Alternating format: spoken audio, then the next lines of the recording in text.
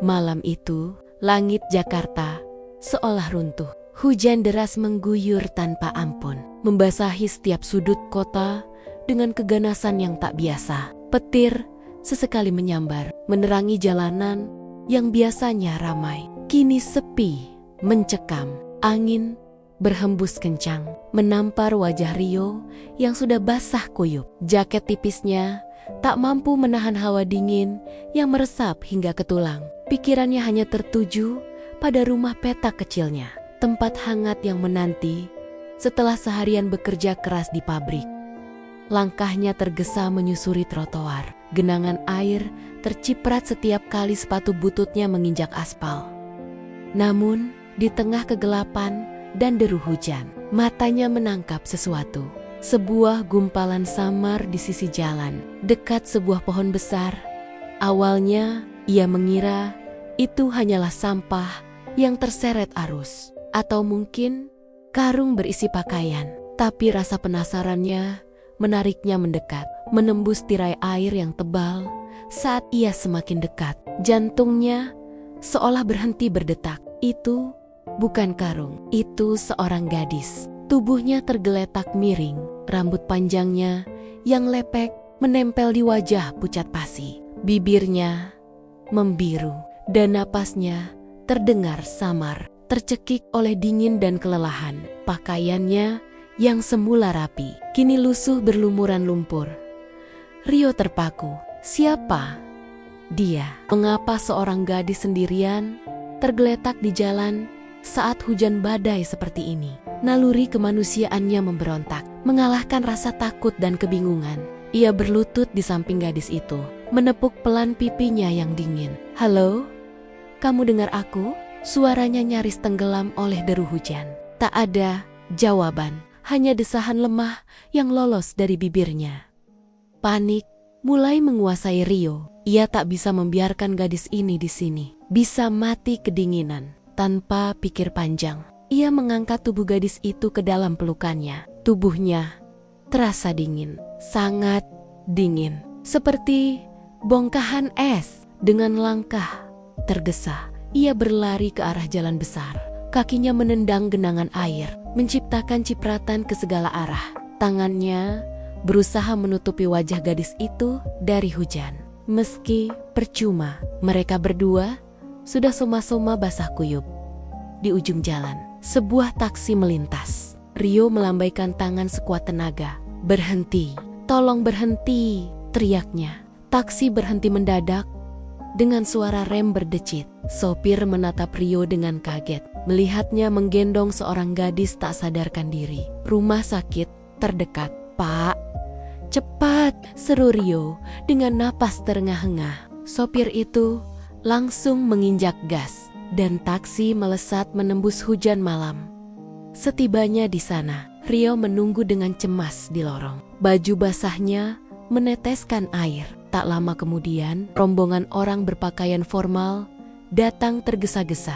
Seorang pria berwibawa langsung menghampiri dokter dan menanyakan kondisi putrinya. Dari percakapan itu, Rio baru tahu bahwa gadis yang ditolongnya adalah Cinta Pratiwi, seorang bos dari perusahaan otomotif terkemuka, Pratama Motors.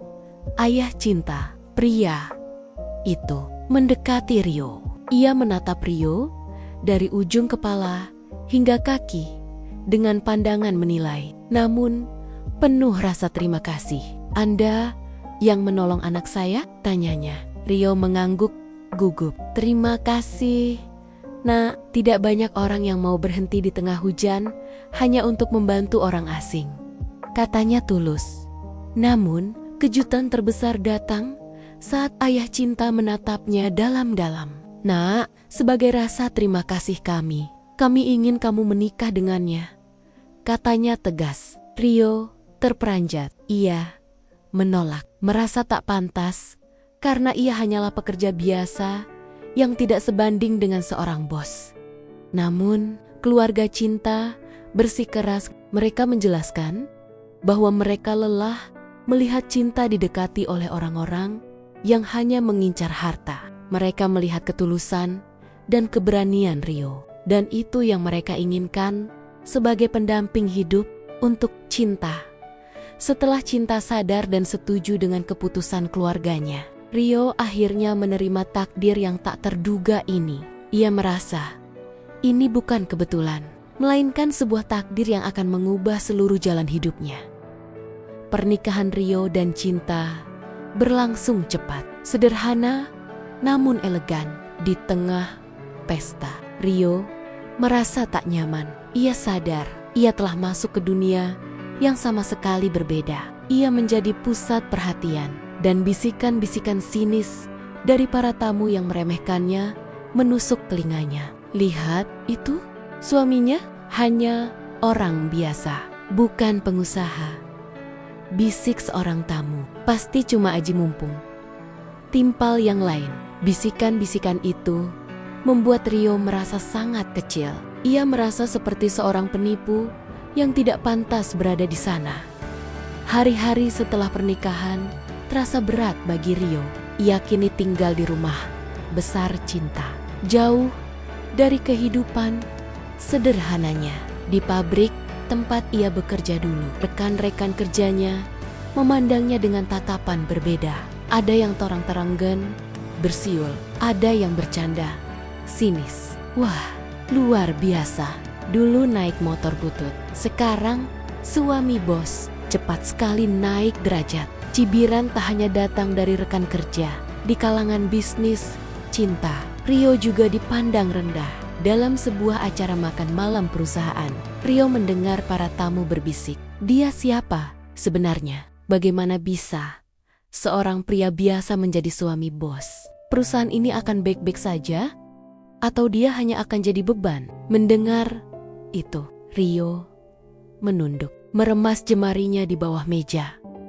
Rasa minder Rio semakin dalam. Ia merasa dirinya hanyalah beban dan tidak pantas berada di sisi Cinta. Namun, di tengah semua itu, Cinta selalu ada di sisinya. Setiap kali Rio merasa goyah, Cinta akan menggenggam tangannya erat, memberinya kekuatan. Abaikan mereka, bisiknya. Mereka boleh berkata apa saja. Yang penting aku tahu siapa kamu. Ucapan itu menyentuh hati Rio. Malam itu, ia berjanji pada dirinya sendiri bahwa ia akan membuktikan dirinya layak mendampingi Cinta. Ia tidak akan hanya menikmati kemewahan, melainkan akan bekerja keras dan membangun sesuatu dengan tangannya sendiri. Sejak malam itu, Rio mengubah total cara hidupnya. Ia mulai mengisi waktu luangnya dengan membaca buku-buku tentang bisnis dan manajemen. Setiap pagi, ia bangun lebih awal dan duduk di ruang kerja, membaca buku tebal yang ia beli dari toko buku bekas. Ia juga mulai menghadiri seminar dan pelatihan kewirausahaan, memaksakan diri untuk bertanya dan belajar dari para pengusaha senior. Rio juga mulai ikut Cinta ke kantor, bukan sebagai pejabat atau karyawan, melainkan sebagai pengamat. Ia mempelajari cara manajer berkomunikasi, cara staf menghadapi masalah, dan bagaimana Cinta mengambil keputusan-keputusan penting. Setiap malam, ia mengajak Cinta berdiskusi, menanyakan alasan di balik setiap strategi bisnisnya. Cinta senang melihat kesungguhan suaminya dan dengan sabar menjelaskan segalanya. Perjuangan ini tidak mudah. Ada hari-hari ketika Rio merasa lelah, matanya perih karena kurang tidur, dan pikirannya dipenuhi rasa ragu. Apa gunanya semua ini? Gumamnya suatu malam kepada Cinta. Mungkin mereka benar. Aku hanya pria biasa yang kebetulan beruntung. Cinta mendekat, memegang tangannya, dan berkata, kamu bukan hanya beruntung, kamu berani menolongku dan berani menerima semua ini. Itu sudah menunjukkan kamu berbeda. Jangan menyerah. Dukungan Cinta membangkitkan kembali semangat Rio. Setelah merasa cukup ilmu, ia memutuskan untuk memulai usaha pertamanya. Dengan sedikit modal dari Cinta, Rio membuka sebuah showroom mobil bekas kecil di pinggir kota. Awalnya, usahanya sangat sepi. Ia sering menghabiskan hari-hari di bawah terik matahari tanpa satu pun pembeli. Namun, Rio tidak menyerah. Ia terus berinovasi. Ia mulai mencetak brosur, mempromosikan mobilnya di media sosial, dan bahkan menjalin kerjasama dengan bengkel-bengkel lokal. Secara perlahan, usahanya mulai menunjukkan hasil. Satu persatu, pembeli mulai datang. Hari pertama, ia berhasil menjual 1 mobil. Dan rasanya seperti kemenangan besar. Ia pulang dengan wajah berseri-seri, menceritakan semuanya kepada Cinta, yang menyambutnya dengan pelukan hangat. Perjalanan Rio tidak mulus. Badai datang tak terduga saat sebuah showroom mobil besar dibuka, tidak jauh dari tempatnya. Showroom itu mewah, dengan koleksi mobil yang jauh lebih banyak. Dan yang terpenting, mereka menjual mobil dengan harga di bawah pasaran. Penjualan Rio langsung anjlok. Rio merasa putus asa. Ia tahu ia tidak bisa melawan dengan perang harga. Modal yang ia miliki tidak sebesar pesaingnya. Namun, ia teringat kata-kata Cinta. Kamu harus mencari cara lain. Kamu bukan orang yang mudah menyerah. Rio menghabiskan malam-malam tanpa tidur, memikirkan strategi yang bisa ia gunakan. Akhirnya, ia mendapatkan ide. Pelayanan, ia mulai fokus pada keunggulan yang tidak dimiliki showroom besar. Rio menawarkan jasa konsultasi gratis, garansi mesin lebih lama, bahkan jasa jemput antar mobil. Ia membangun hubungan personal dengan setiap pelanggan, membuat mereka merasa dilayani, bukan hanya sebagai pembeli. Strategi itu berhasil. Perlahan, pelanggan kembali. Saya senang di sini karena merasa dilayani, bukan sekadar beli mobil, kata seorang pelanggan yang puas. Ujian itu mengajarkan Rio satu hal.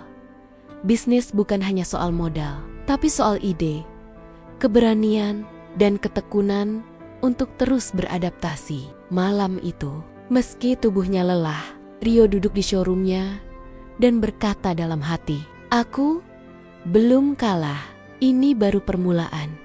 Perjuangan Rio membuahkan hasil. Kualitas pelayanannya yang tulus membuat namanya dikenal di kalangan komunitas otomotif lokal. Ulasan positif di media sosial semakin banyak, dan nama showroom Nia menjadi perbincangan. Hari-hari yang dulu sepi, kini ramai. Rio akhirnya bisa merekrut staf untuk membantunya mengurus pekerjaan. Puncaknya, ia berhasil menabung cukup uang untuk membuka cabang kedua di kota tetangga. Saat berdiri di depan papan nama barunya, Rio merasa sangat bangga. Ia tidak lagi sama seperti pria yang dulu pulang kerja dengan baju basah kuyup. Ia kini seorang pengusaha. Orang-orang yang dulu mencibirnya kini datang ke tempatnya untuk membeli mobil. Mereka menatap Rio dengan penuh rasa hormat.